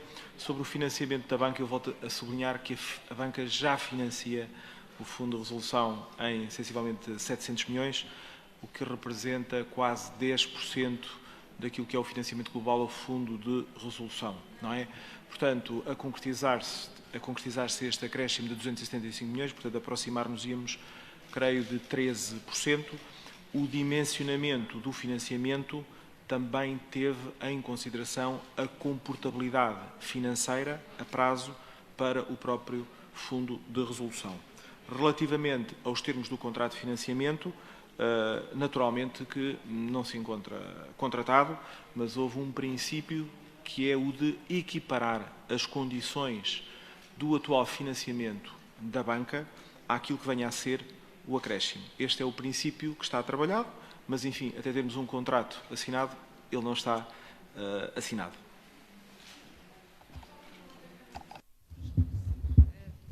Desculpe, só para esclarecer, então, o que é que vai sair dos capitais próprios do Fundo de Resolução para o novo banco? É essa a diferença?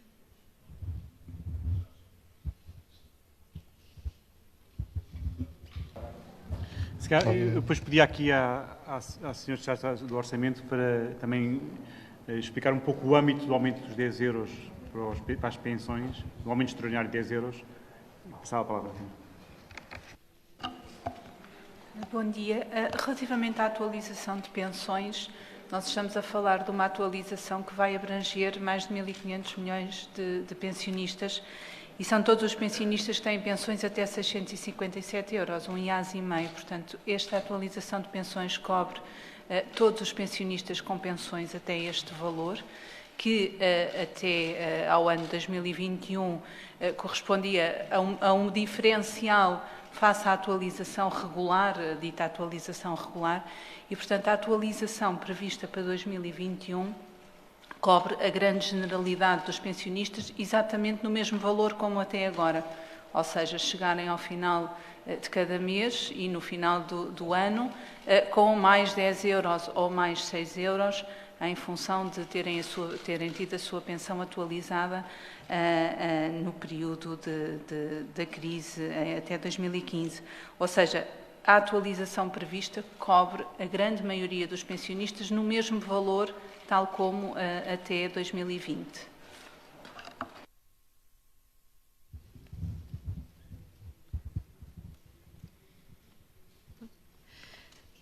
Bom dia, Fernanda Fernandes, da RTP. Ainda insistindo na questão do novo banco, eu gostaria de perceber se as contas que o Governo está a fazer, tendo em conta o financiamento disponível da banca e aquilo que está no Fundo de Resolução, já tem noção do que é que o novo banco vai precisar. Isto porque a banca está disponível para financiar até um determinado montante, pode ser necessário uma injeção de capital superior. Como é que se vai fazer esse diferencial? A segunda pergunta, tendo em conta o engano de ontem do empréstimo que estava previsto para o novo banco de 400 milhões, que afinal era para a ACP, queria saber se de facto era esse o valor que o Governo estaria a pensar de verdade que o novo banco iria necessitar como um adicional ao empréstimo da banca. Ainda em relação à função pública, nas negociações que se adivinham agora aqui da especialidade, certamente isso será um tema dos partidos mais à esquerda, e tendo em conta também a reação dos sindicatos, queria saber até que ponto é que o Governo pode ir para ter a paz social negociada no Parlamento e assim evitar as greves e a contestação na rua. Muito bem, vou responder em primeiro lugar à segunda questão, depois deixava a parte do novo banco para o Sr. Secretário das Finanças. Em relação à função pública, o que temos previsto no Orçamento de Estado é um aumento da massa salarial da função pública superior a 3%, são mais de 700 milhões de euros, que se concretizam num aumento de cerca de 2% do salário médio da administração pública e o restante, cerca de 1,1%, tem a ver com o aumento do número de funcionários, ou um efeito volume de aumento do número de funcionários. Isto traduz-se num aumento da massa salarial superior a 3% em 2021 face a 2020. O essencial, para além da questão do salário mínimo, tem a ver com o desenvolvimento das carreiras dos funcionários, que tem 3 dimensões muito importantes. Tem a dimensão do efeito das progressões nas carreiras gerais, que o ano de 2021 vai ser um ano em que se concretizam as progressões dos funcionários que são feitas de 2 em 2 anos. Por outro lado, também temos um efeito muito importante, que ainda é o último ano da recuperação do tempo das carreiras especiais, que são mais 100 milhões de euros de despesa com pessoal devido a essa recuperação que foi planeada para ser feita em 3 anos, 2019, 2020 e 2021. Adicionalmente, também existe, em particular na carreira dos professores, um impacto financeiro ainda bastante significativo, que tem a ver com o facto de, desde 2018, se estar a assegurar pela primeira vez a concretização plena de uma carreira que foi negociada em 2010 e, em particular, o acesso aos últimos escalões, que em 2018 praticamente não havia professores no último escalão. Isso faz também tem um aumento de despesa significativo. Por um lado, nos níveis mais baixos da administração pública, o efeito do salário mínimo também é um efeito significativo, também se traduz no aumento de despesa e também contribui para o aumento do salário médio. Passava agora ao secretário de Estado dos Assuntos Fiscais. Dos finanças. Muito bem. Pronto, só para confirmar, como tinha dito à sua colega, que o valor que está previsto no mapa de despesa são os 470 milhões, que foi o cenário que foi construído com o Fundo de Resolução.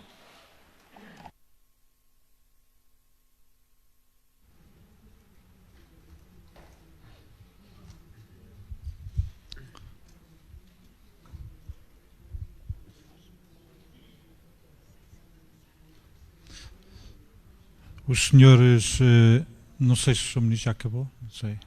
Uma questão que foi sobre a questão do empréstimo, que neste caso a DGTF faz um empréstimo a uma empresa pública, neste caso a CP, mas que passava a palavra ao Sr. Secretário de Estado do Tesouro para mostrar que, como este tipo de empréstimos são frequentes, a DGTF faz constantemente empréstimos às empresas públicas e, nesse sentido, passava a palavra.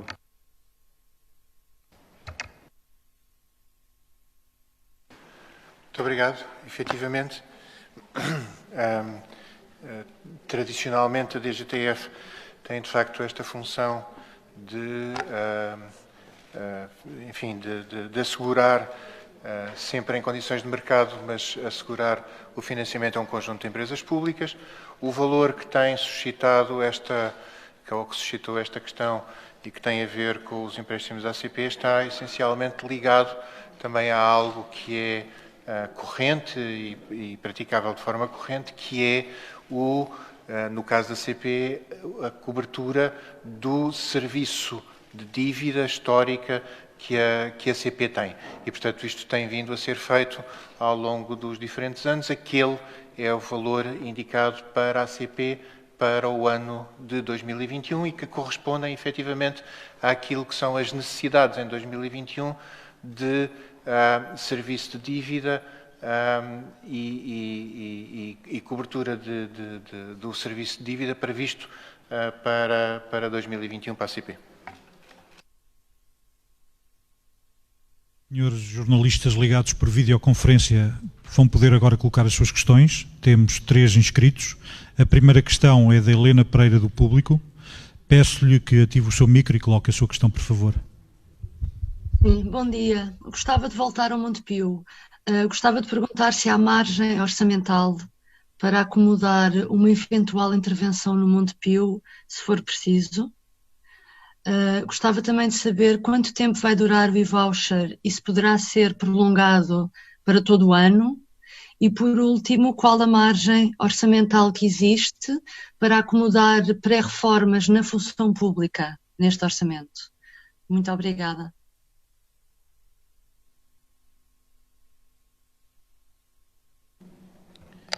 Bem, em relação à questão que colocou sobre o Montepio, como outros bancos, naturalmente o Governo acompanha com atenção o setor financeiro, mas não está previsto nada no Orçamento de Estado para 2021 relativamente a esse banco. Depois, em relação à questão do e-voucher, o que nós temos é uma dotação de 200 milhões de euros que ajuda a financiar esta política. portanto está previsto, depois teremos de acompanhar a evolução da situação, ser aplicado num trimestre a isenção, a devolução total do IVA cobrado nesses setores para recuperação no trimestre seguinte. Em relação à margem orçamental para as pré-reformas, as pré-reformas são uma política deste Governo, para ser feita em função da avaliação também, não só das situações concretas dos funcionários, mas também das necessidades dos serviços, e serão feitos, depois, caso a caso, com equilíbrio dentro da disponibilidade orçamental dos serviços, e isso será feito, é uma gestão que será feita durante um ano em função das necessidades dos serviços e da disponibilidade orçamental que os serviços têm para fazer a tal pré-reforma. Questão de Henrique Simões, da Bloomberg News Lisboa. Por favor, ative o micro e pode colocar a sua questão. Bom dia, Henrique Simões da Almeida, da Bloomberg. Eu queria perguntar ao Sr. Ministro se nos pode dar mais alguns detalhes sobre o que irá envolver a reestruturação financeira da TAP. Eu não sei se me está a ouvir bem. E a segunda questão é em relação aos vistos gold. Tem sido noticiado que o Governo pretende acabar com os vistos gold ainda este ano em Lisboa e no Porto. Confirma que esta medida está prevista para este ano, e se não está prevista para este ano, é uma medida que irá ser implementada no ano seguinte, 2021. Obrigado. Não ouvimos a primeira questão. Reestruturação financeira da TAP, se nos pode dar mais alguns detalhes sobre o que espera em relação à reestruturação financeira da TAP, que está previsto acontecer em termos de reestruturação financeira. Eu, sobre a questão dos vistos de gold, passaria a palavra ao Sr. Secretário de Estado dos Assuntos Fiscais, e sobre a TAP passaria a palavra ao Sr. Secretário de Estado do Tesouro. Muito obrigado. Apenas para confirmar que não existe nada no orçamento, na proposta de lei do Orçamento de Estado relativamente a essa matéria.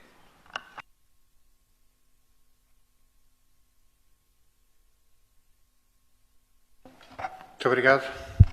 Em relação à TAP, é importante esclarecer que o plano de reestruturação está neste momento em elaboração, como foi inicialmente referido. Ele teria sempre que ser apresentado, isso fez parte das condições em sede da notificação à Comissão Europeia, teria sempre que ser apresentado até meados do mês de dezembro.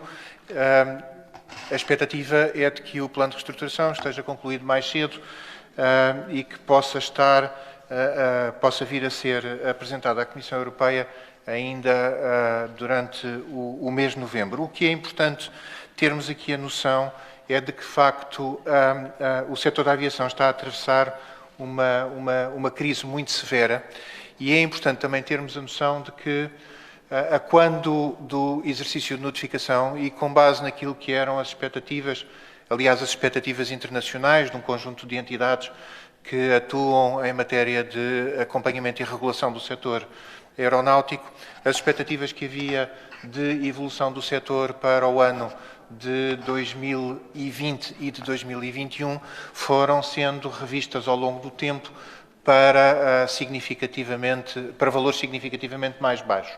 As últimas projeções apontam, e é bom termos a noção destes números, apontam para uma recuperação dos níveis que se vivia pré-pandemia, portanto, os níveis de 2019, para algures entre 2024 e 2025. Sendo o contexto de elevada incerteza, é preciso termos a noção de que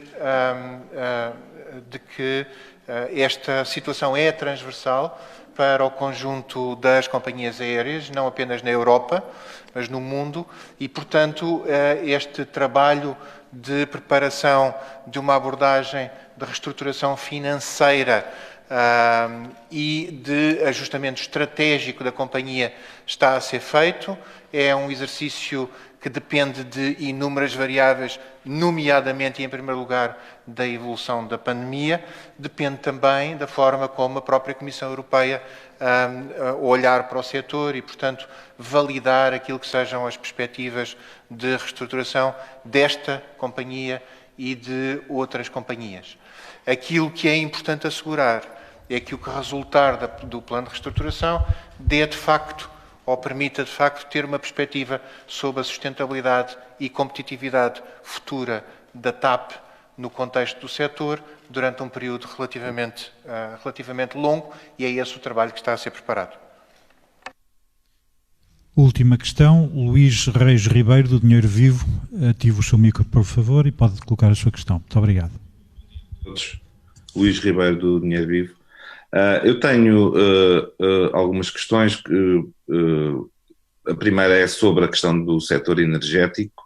O Governo diz na proposta de lei que está a avaliar a alteração das regras da contribuição extraordinária sobre o setor, e inclusivamente podendo reduzir as respectivas taxas. Eu queria perceber qual é que é o alcance financeiro, qual é que pode ser o alcance financeiro de uma medida destas, porque ela vai, num primeiro momento, imagino, reduzir a receita, mas se tem por objetivo reduzir contencioso, também queria perceber qual é que é o ganho em poupança de contencioso, e já agora qual é o contencioso em valor que existe atualmente entre o Estado e as empresas do setor. A segunda pergunta tem a ver com a questão do Fundo de Resolução, e pegando numa declaração que o Sr. Ministro fez logo no início, havendo países em que o Fundo de Resolução não fazem parte das contas públicas, e neste novo cenário em que o Fundo de Resolução é só alimentado pelos bancos, por assim passa a expressão, se não faria sentido, ou se isto é uma ideia muito desconexa, começar a pensar em extrair o Fundo de Resolução do perímetro das contas públicas, ou negociar pelo menos isto, o que até a nível interno resultaria num alívio de tensões com alguns partidos, designadamente os partidos da esquerda. A minha terceira questão tem a ver com o e-voucher, que é uma questão mais teórica talvez, mas se esta medida depende do consumo, portanto, e da disponibilidade dos consumidores em consumirem nestes setores, designadamente dois deles que são muito, muito importantes para a economia, emprego e em valor, se falhar a procura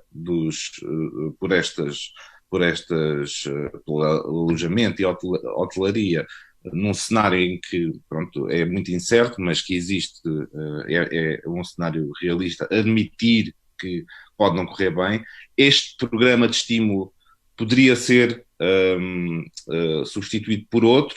O governo está disponível para continuar a estimular a procura num valor aproximado aos 200 milhões, que se fala aqui ao abrigo do e-voucher. E a minha quarta pergunta tem a ver com a questão do aumento dos funcionários públicos, dos mais pobres neste caso. Foi referido que a atualização salarial, portanto a atualização de preço, vai abranger, eu queria só confirmar o número, foi dito que abrangeria 100 mil trabalhadores da administração pública, correto? Queria saber quanto vai custar esta medida, portanto, qual será o impacto do aumento operado através do salário mínimo. Obrigado. Muito obrigado. Foram colocadas as questões relativamente à SES e ao setor energético. O que está em causa é uma avaliação, mas que não se traduz em nenhum impacto no ano orçamental de 2021. É só uma avaliação no âmbito da contribuição e do que ela visa, que é financiar, que é a redução da dívida do déficit tarifário. Por outro lado, em relação à questão do Fundo de Resolução, como sabemos, a decisão de integrá-la no perímetro orçamental é uma decisão das autoridades estatísticas, tem a ver com as regras determinadas e aplicadas, quer pelo Eurostat, depois em Portugal pelo INE. Portanto, não é algo em que o Governo deva ou possa interferir. Portanto, isso aí é uma decisão estatística do INE integrar essa entidade no perímetro orçamental. portanto, um desafio que se coloca aí é as responsabilidades do Fundo de Resolução e os empréstimos que têm, a forma como isso e a avaliação que se faz do balanço do Fundo de Resolução pode levar a que o INE decida a integração no perímetro, mas isso não é algo que compete ao Governo, essa decisão. Em relação à questão que colocou sobre os setores, estes 3 setores que estamos aqui em causa sempre foram setores que foram profundamente atingidos pela crise. Todos percebemos que, por um lado, o alojamento, por outro lado, a restauração e a cultura são fortemente condicionados pela necessidade de distanciamento social. Nós achamos que é importante, esta política é uma política muito importante de dinamização destes setores, que é fundamental para dar a sustentabilidade e para ajudar a resistir à crise, mas também, em cenários mais adversos, estamos disponíveis para continuar a apoiar esses setores naquilo que for a necessidade de apoiar a manutenção do emprego. Portanto, a questão da manutenção do emprego e do apoio à manutenção do emprego é algo absolutamente crítico e importante e, portanto, em função da evolução da pandemia, o Governo está disponível para continuar a apoiar a manutenção do emprego, em particular nos setores mais atingidos pela crise. Portanto, nós podemos ver, em função da evolução da pandemia, uma combinação destes apoios, quer do lado da procura, quer do lado da oferta, a ajudar as empresas a manter estes postos de trabalho, são políticas muito importantes para o próximo ano. Em relação ao número de funcionários que serão atingidos pelo aumento do salário mínimo, estima-se um valor próximo dos 100.000 funcionários. É um valor que não está determinado e nem deve estar determinado. Deve ser feito, por um lado, um diálogo com os parceiros sociais para se chegar ao entendimento de qual é que é o valor previsto de aumento para o salário mínimo no próximo ano. Confiamos numa estratégia, mais uma vez, diferente da anterior crise, que foi uma estratégia de congelamento, de estagnação do salário mínimo. Nós confiamos que é importante continuar a reforçar o aumento do salário mínimo para o próximo ano. É importante para o rendimento dos trabalhadores, é importante para a sua perspectiva de evolução de rendimento também a prazo. Isso dá confiança, dá expectativas, estimula a procura e é importante para esses trabalhadores. Esse aumento do salário mínimo, que achamos que o Governo pretende que seja um aumento significativo, terá necessariamente um impacto nos funcionários públicos, também um impacto significativo no aumento do salário desses funcionários públicos e, portanto, estimamos aqui um universo aproximado próximo dos 100.000 funcionários que serão abrangidos por esta medida.